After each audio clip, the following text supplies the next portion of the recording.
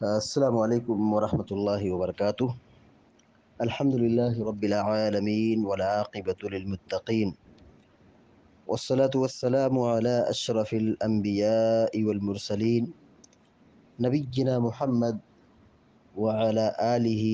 وصحبہ اجمعین وبعد۔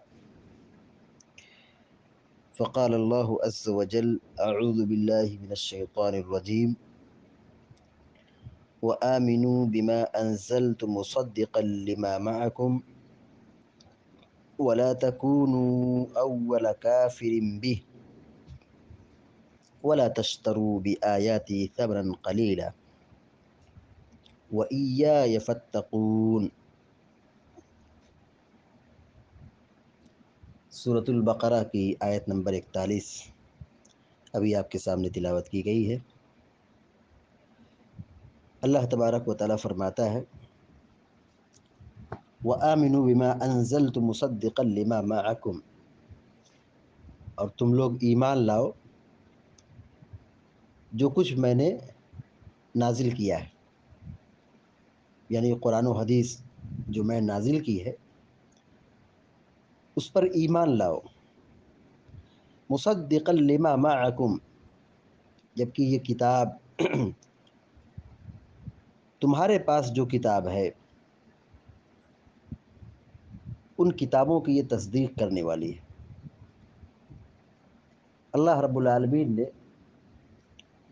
بنی اسرائیل کو یہ حکم دیا کہ وہ اللہ کے عہد و پیمان کو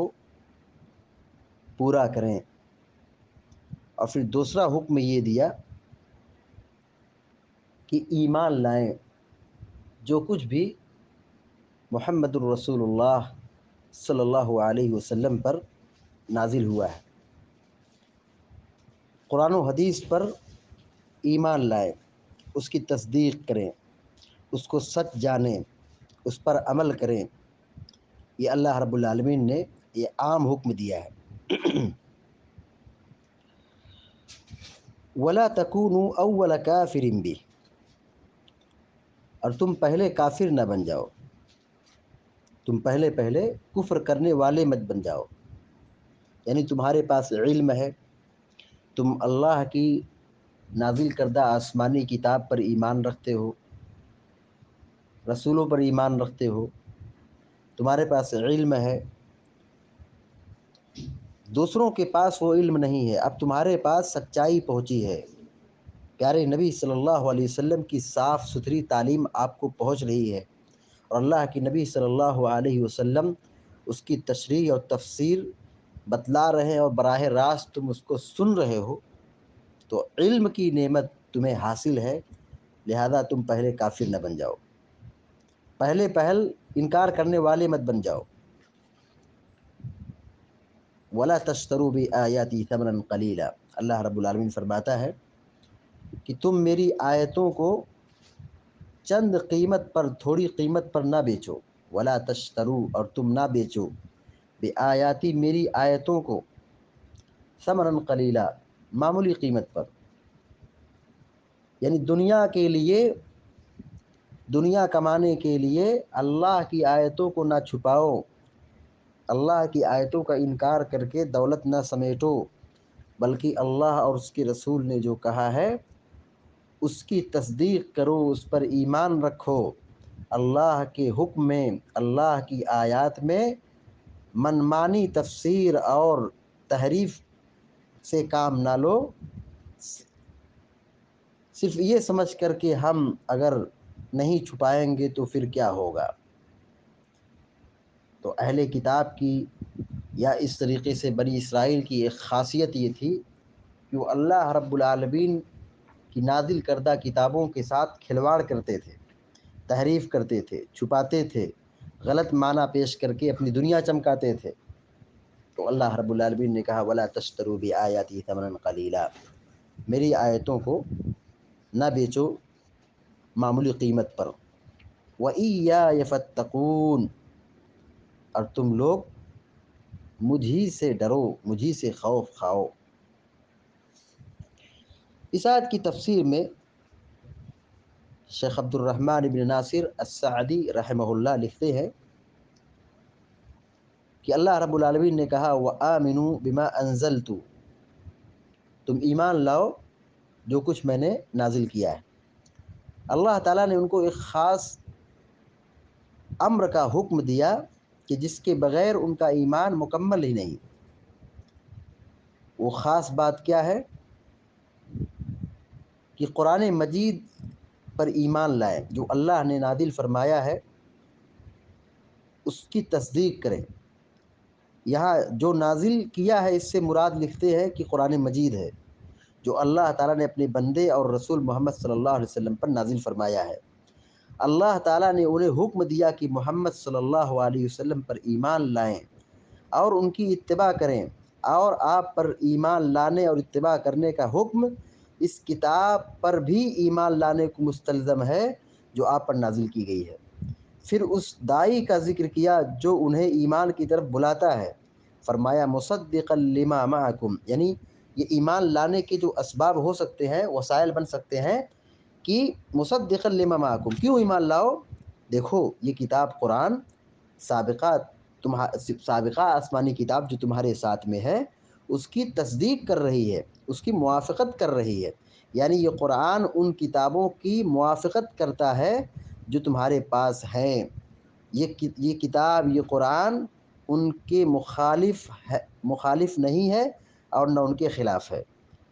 پس جب یہ قرآن ان کتابوں کی موافقت کرتا ہے جو تمہارے پاس ہیں، یعنی اہل کتاب کے پاس ہے، بنی اسرائیل کے پاس ہے، اور ان کی مخالفت نہیں کرتا ہے، تو پھر تمہارے ان پر